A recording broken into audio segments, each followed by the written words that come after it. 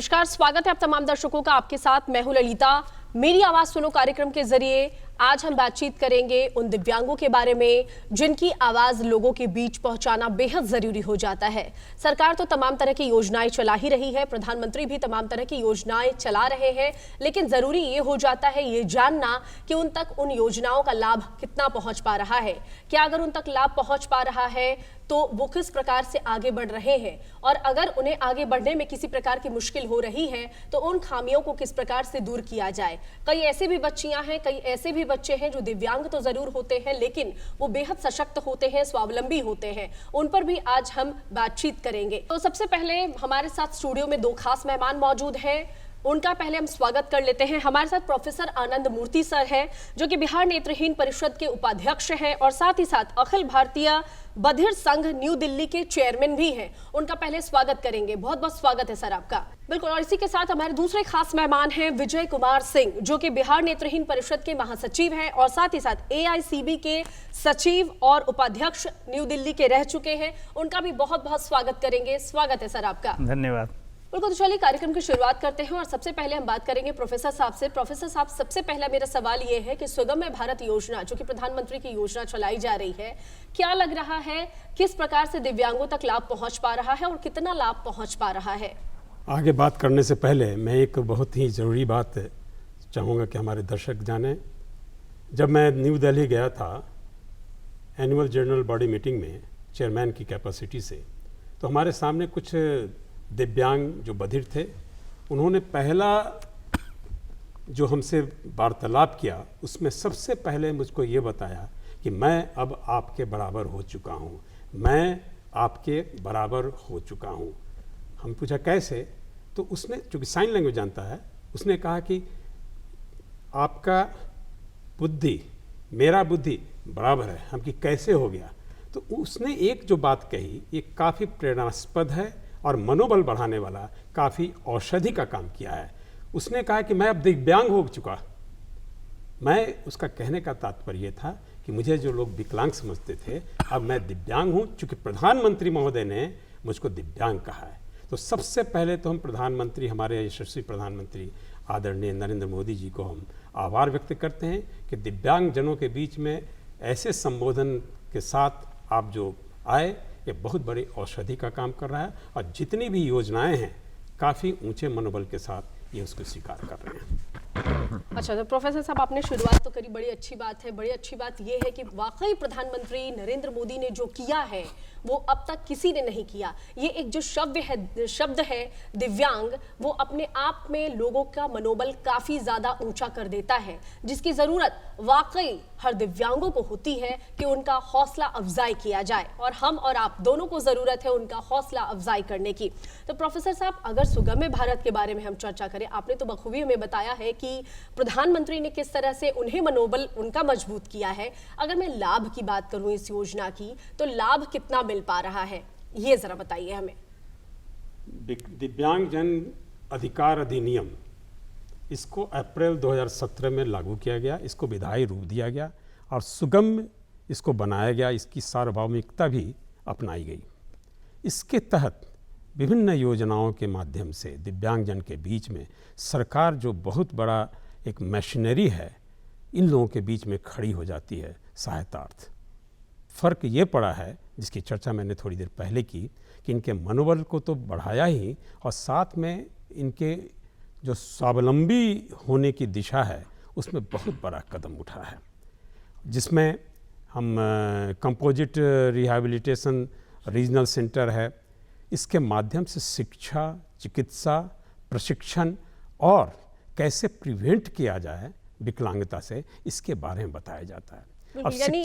यानी कि कई ऐसी योजनाओं के बारे में आप हमें भी बताएंगे। बिल्कुल। मुख्य रूप से मैं ये कहना चाहती हूँ कि अभी प्रोफेसर साहब हमारे साथ जुड़े हैं, हम जरा विजय जी की भी राय ले लेते हैं। उसके बाद कई अन्य ऐसे योजनाएं हैं जिनके बारे में प्रोफेसर साहब से डिटेल्स में हम जानकारी लेंगे। विजय कुमार सिंह जी, आप हमें बताइए कि आप बिहार नेत्रहीन परिषद से जुड़े हुए हैं, काफ़ी लंबे समय से जुड़े हुए हैं। आप अपना अनुभव ज़रा हमें बताइए कि आप नेत्रहीन लोगों के बीच रहते हैं, मुखबधिर लोगों के बीच रहते हैं, वैसे दिव्यांगों के बीच रहते हैं जिनके बारे में आपको बखूबी जानकारी होती है। है, तो हमें जरा बताइए कि उन तक कितना लाभ पहुंच पा रहा है और किस तरह लाभान्वित हो रहे हैं वो। निश्चित रूप से लाभ पहुंचा है, इसमें दो राय नहीं है। सबसे बड़ी बात यह है कि आज ऐसे दिव्यांग व्यक्ति जो दूर दराज के देहातों में, गाँव में पड़े हुए थे, जिनको जानकारी नहीं थी, उनके अंदर अब जानकारी पहुंच रही है और वो समाज के मुख्य धारा में एक योग्य नागरिक बन करके जब वो आते हैं तो उनकी बड़ी खुशी होती है। समाज को कुछ देना चाहते हैं, समाज से लेना चाहते हैं और समाज ने जितना भी उनको दिया है उसके बनिस्पत वो ये काम करके दिखाना चाहते हैं, समाज को अपनी हुनर समाज तक पहुंचाना चाहते हैं कि हम भी भारत के ये सुगम्य भारत योजना के तहत हमने भी लाभ लिया है, अब हम एक सुयोग्य नागरिक के रूप में आपके बीच उपस्थित हैं। ये बहुत बड़ी बात है। अच्छा प्रोफेसर साहब, अभी आप हमें बता रहे थे composite rehabilitation centre for the person with disability जो दिव्यांगों की मदद करती है, तो जरा हमें ये बताइए कि ये दिव्यांगों की किस प्रकार से मदद करती है। आपसे मैं इसी योजना के बारे में डिटेल से जानना चाहूंगी। शिक्षा इतना बड़ा अस्त्र है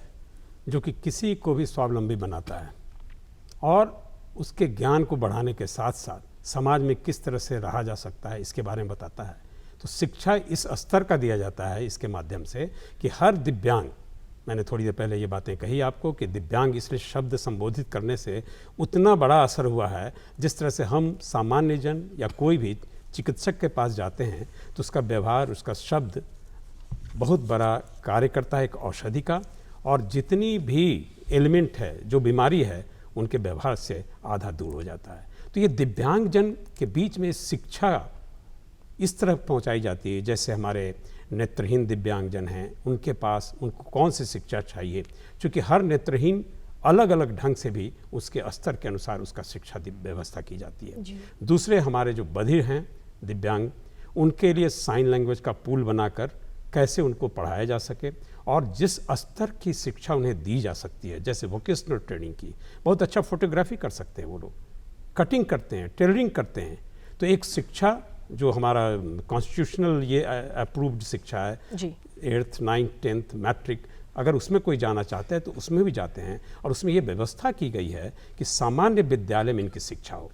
इससे ये प्रभाव पड़ता है कि हम लोग सामान्य बच्चे के बीच में बैठकर ये दिव्यांगजन जो हैं बहुत कुछ सीखते हैं और केवल इतना ही नहीं समझते हैं कि मेरा साइन लैंग्वेज ही एक आधार है, बल्कि और भी आधार है, कैसे समाज में मुख्य धारा के रूप में हम भी शामिल हों।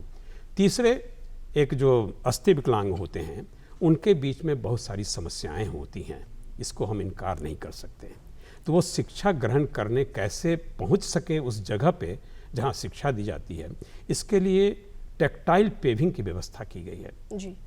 वो तो जाते ही हैं, नेत्रहीन भी जाते हैं। आप देखेंगे प्लेटफॉर्म पे टेक्टाइल पेविंग है जिससे टटोल कर अपनी वाइट केन से पहुंचते नेत्रहीन दिव्यांग। एयरपोर्ट में भी है और किसी के सहारे की आवश्यकता नहीं पड़ती है।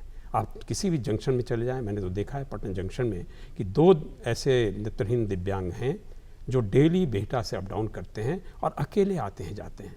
टेक्टाइल पेविंग ने काफ़ी मदद की है उनकी। दूसरा, चिकित्सा की व्यवस्था है। चिकित्सा ऐसा है जिसको वैसे डॉक्टर की वहाँ व्यवस्था की गई है जो इनके बीच में एक उनके बनकर इनकी चिकित्सा उपलब्ध करा सकें, और इसका ये लाभ है कि ये खुलकर अपने परिवार का अंग मानते हैं उन चिकित्सक को और अपनी परेशानी को बताते हैं। तीसरा, प्रशिक्षण की बात। आप शिक्षा ले लिए, लेकिन वो शिक्षा को कैसे इम्पार्ट किया जा सके, लोगों के बीच में उसको फैलाया जा सके, इसके लिए उन्हें प्रशिक्षित करना पड़ता है। और इतनी अच्छी व्यवस्था है, कई ऐसा समय आया है जिसमें मैं भी गया हूँ और वहाँ पे देखते हैं कि वो लोग आतुर हैं प्रशिक्षण प्राप्त करने को, क्योंकि एक लेवल उनका शिक्षा के माध्यम से हो चुका है। और चौथा, बिल्कुल कैसे प्रिवेंट किया जाए विकलांगता से, क्योंकि ये भी एक बहुत बड़ा कदम है जो इस स्कीम के तहत, योजना के तहत लिया गया है। और देखा यह गया है कि इस योजना का लाभ उन आने वाले जनरेशन पर पड़ रहा है जिसमें विकलांगता बहुत कम पाई जा रही है। बिल्कुल, बहुत अच्छी बात बताई है प्रोफेसर साहब ने हमें। अब विजय जी से मेरा अगला प्रश्न है। विजय जी, आप भी बच्चियों को स्वावलंबी बनाने के लिए, उन्हें रोजगार दिलाने के लिए, ताकि वो रोजगार पा सकें और शिक्षित हो सकें, इसके लिए दृष्टिबाधित छात्राओं के लिए जो विद्यालय चलाया जा रहा है, अंतर ज्योति बालिका विद्यालय, इसके बारे में जरा हमें बताइए डिटेल से। किस तरह की बच्चियां वहां पर शिक्षा प्राप्त करती हैं और किस तरह से आगे बढ़ रही हैं? पहली बात तो आप ये जान लीजिए कि ये बिहार और झारखंड के ये एकलौता विद्यालय है, अंतर ज्योति बालिका विद्यालय।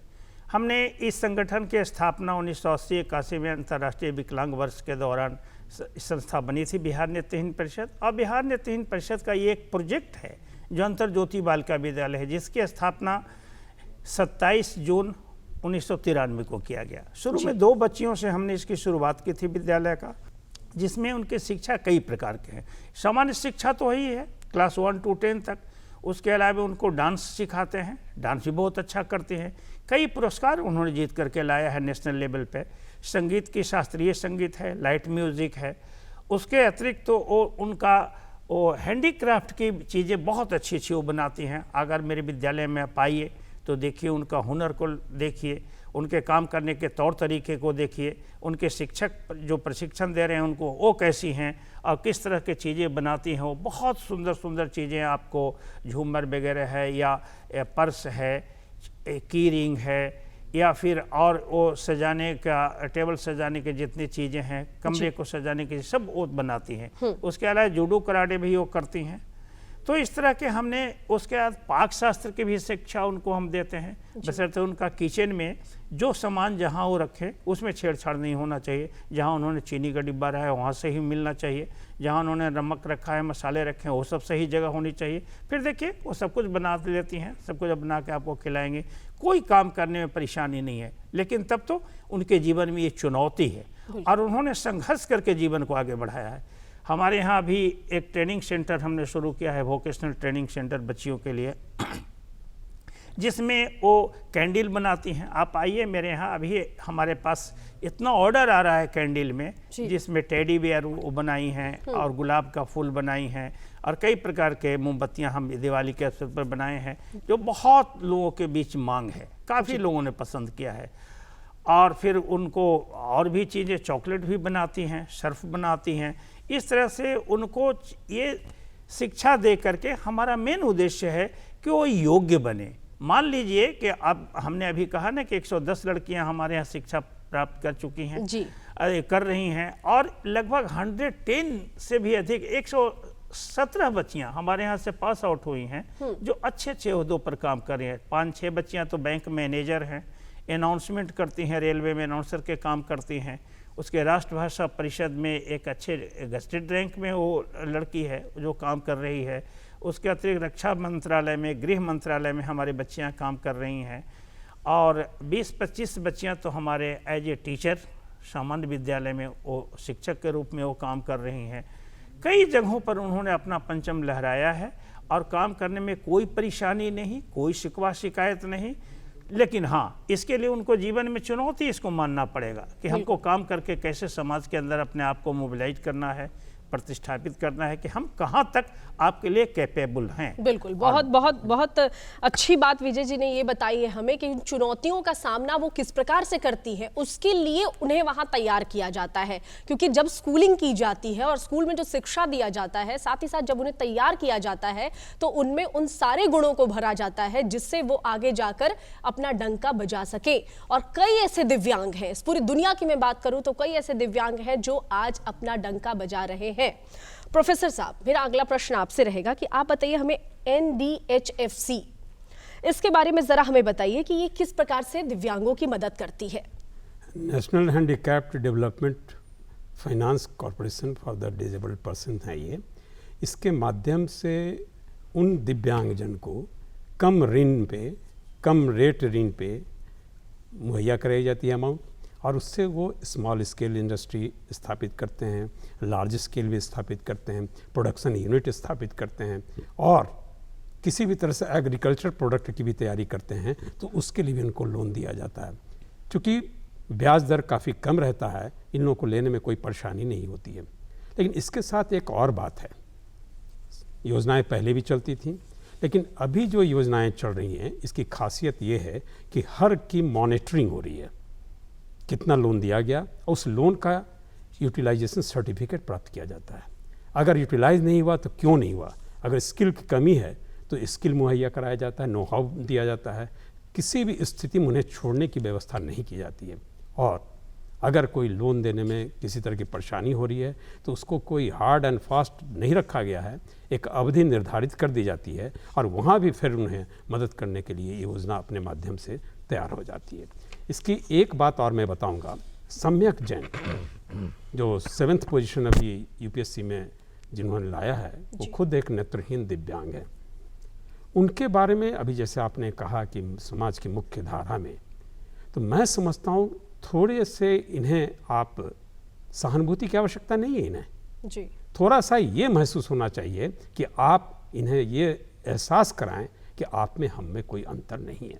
सम्यक जैन साहब के बारे में मैंने सुना, उनका इंटरव्यू भी पढ़ा, तो कई ऐसे होते थे जो इनको हतोत्साहित भी करते थे, लेकिन कई ऐसे थे उत्साह बढ़ाते थे। नतीजा आज ये है कि हम सामान्य जन की भी बात करें तो ये एक प्रेरणा के स्रोत बनते हैं। फिर 47th पोजीशन आयुषी लाई है, वो भी नेत्रहीन दिव्यांग है। आप कल्पना करें कि जिस आयुषी 4 मरतबा असफल रही, सामान्य जन हार जाते हैं, लेकिन हार न मानकर उस पर लगी रही, तो ये एक बहुत बड़ी उपलब्धि है। और ये एहसास होता है हमारे साथ योजना है, हमारे साथ समाज है और हमारे साथ सरकार की भी मंशा है। ये बहुत बड़ी उपलब्धि है। विजय कुमार जी, एक बात बताइए मुझे, आपने हमें बताया कि दृष्टिबाधित जो छात्राएं हैं, जो बच्चियां हैं, अंतर ज्योति बालिका विद्यालय के अंतर्गत जो वो स्कूल में पढ़ती हैं, तो स्कूल में कितने टीचर्स हैं, उनके लिए कितने टीचर्स वहां पर रखे गए हैं और किस तरह से उन्हें तैयार किया जाता है, इस पर जरा हमें बताइए इसके बारे में। देखिए, हमारे यहाँ मैंने जैसे आपको बताया कि 110 बच्चियां हैं जी। और क्लास 1 to 10 तक तो हमारे यहाँ 12 शिक्षक हैं जो सामान्य शिक्षा देने के लिए हैं। उसके अतिरिक्त वो म्यूजिक के टीचर हैं जो संगीत की शिक्षा देते हैं, फ्लूट के शिक्षा देते हैं। उसके अतिरिक्त हमारे यहाँ जो मैंने अभी कहा कि वोकेशनल ट्रेनिंग सेंटर चल रहा है, उसके लिए टीचर अलग हैं। फिर जूडो कराटे सिखाने के लिए टीचर हमारे यहाँ अलग हैं। फिर आपको पाक शास्त्र की शिक्षा दी जाती है, उसके लिए शिक्षाएं अलग हैं। इसके अतिरिक्त हमारे यहाँ जो उनको हैंडीक्राफ्ट की चीज़ें सिखाई जाती हैं, उसके लिए भी टीचर अलग हैं। हमारे यहाँ 22 शिक्षिकाएँ हैं और ज़्यादातर तो हमारे यहाँ फीमेल हैं, चूँकि बच्चियों का विद्यालय है इसलिए फीमेल ही सारे के सारे टीचर हैं। हाँ, म्यूजिक टीचर ज़रूर मेल हैं। उसके अतिरिक्त हैंडीक्राफ्ट जो सिखाते हैं वो भी फीमेल ही हैं, यानी most of female he teacher हमारे यहाँ हैं। और सभी बच्चियों को बिल्कुल सामान्य रूप से शिक्षा दिया जाता है और बड़ी खुशी होती है कि वो इसमें सफल हैं। 100% सफलता मिली है हमको, इसमें दो राय नहीं है। बच्चियाँ बड़े शौक से सीखती हैं, लेकिन उनके जो परिवार वाले हैं, परिवार जहाँ से वो आती हैं, जिस माहौल से वो बच्चियाँ जब उस माहौल में जाती हैं तो लोगों को बड़ा आश्चर्य होता है कि जिसको परिवार में जनरली लोग ऐसा समझ लेते हैं कि बच्चे जब विकलांग हो गए तो ये परिवार का बोझ बनेंगे, उनकी धारणा अब कम हो रही है, क्योंकि वो जानते हैं कि नहीं, ये बच्चे भी कुछ कर सकते हैं, करने लायक हैं। तो ऐसे परिवार वाले जो इस चीज़ को नहीं भी जानते हैं, तो देख करके दूसरे से, एक दूसरे से सुन करके, जान करके, न्यूज़पेपर से जानकारी मिल करके हमारे पास आते हैं। और इन बच्चियों को शिक्षा देने में हम उनके परिवार वाले से एक भी पैसा नहीं लेते हैं, बिल्कुल नहीं, क्योंकि ये हमारा डोनेशन से विद्यालय चलता है।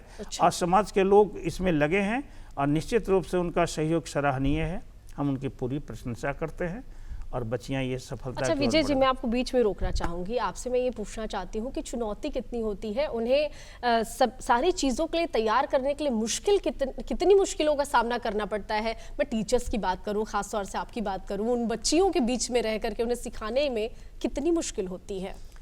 देखिए, पहली बात तो ये जान लीजिए कि हमारे यहाँ जो टीचर सभी ट्रेंड हैं, सभी ट्रेनिंग किए हुए हैं। विकलांग बच्चों को, दृष्टिबाधित बच्चियों को कैसे शिक्षा दी जाएगी, जो लिपि हमारी है उसको ब्रेल लिपि बोलते हैं, उसकी जानकारी सभी शिक्षिकाओं को है। और सभी सामान्य शिक्षिकाएं हैं हमारे यहाँ, बिल्कुल फुल फ्लेज्ड हैं, उनके आँखें हैं, ये नहीं कि वो ब्लाइंड हैं, वो नहीं ब्लाइंड हैं, और वो इस लिपि को सीखा है। और तब बच्चियों को सिखाते हैं। बिल्कुल, बहुत अच्छी बात सर ने ये बताई है कि उनके साथ चुनौती तो होती है, चुनौती तो हर चीज में है, हर जगह होती है, लेकिन उन्हें बखूबी ट्रेंड किया जाता है ताकि वो अपने जीवन को बेहतर ढंग से जी सके, आम लोगों के बीच जी सके और समाज की मुख्य धारा में जुड़ सके, जो जुड़ चुकी हैं, जुड़ चुके हैं। अब मेरा अगला प्रश्न प्रोफेसर साहब आपसे है, ये मुझे ज़रा बताइए कि दीनदयाल डिसेबल रिहैबिलिटेशन स्कीम के बारे में कि किस प्रकार का लाभ ले सकते हैं लोग इससे, जो दिव्यांग हैं, इससे जुड़ करके किस प्रकार का लाभ ले सकते हैं, ये ज़रा बताइए थोड़े कम शब्दों में। एनजीओ जो चलाते हैं इन लोगों के बेनिफिट के लिए, उन्हें फाइनेंस की बहुत दिक्कत होती है, क्योंकि हम जानते हैं कि 90% जो समस्याएं होती है फाइनेंस के कारण होती है। और ये जो दीनदयाल स्कीम है, इसके तहत 90% फाइनेंस उपलब्ध करा दी जाती है एनजीओ को। नतीजा ये होता है, ये लोग काफ़ी लगन से इनके बीच में आते हैं। और ये देखा जाए ओवरऑल तो एनजीओ एक ऐसा इंस्ट्रूमेंट बन चुका है जो इन लोगों के लिए बहुत बड़ा आधार का कारण बन रहा है। काफ़ी अच्छे ढंग से कार्य कर रहे हैं, किसी तरह की वित्तीय समस्याएं ना आए इसके लिए भी। लेकिन मैं एक बात यहाँ कहना चाहूँगा, सारी योजनाएं तो हैं, लेकिन ये कहा जाता है ना, उद्यमेन ही सिद्ध्यन्ते कार्याणि न मनोरथे नहीं सुप्तस्य सिंहस्य प्रविशन्ति मुखे बिगा।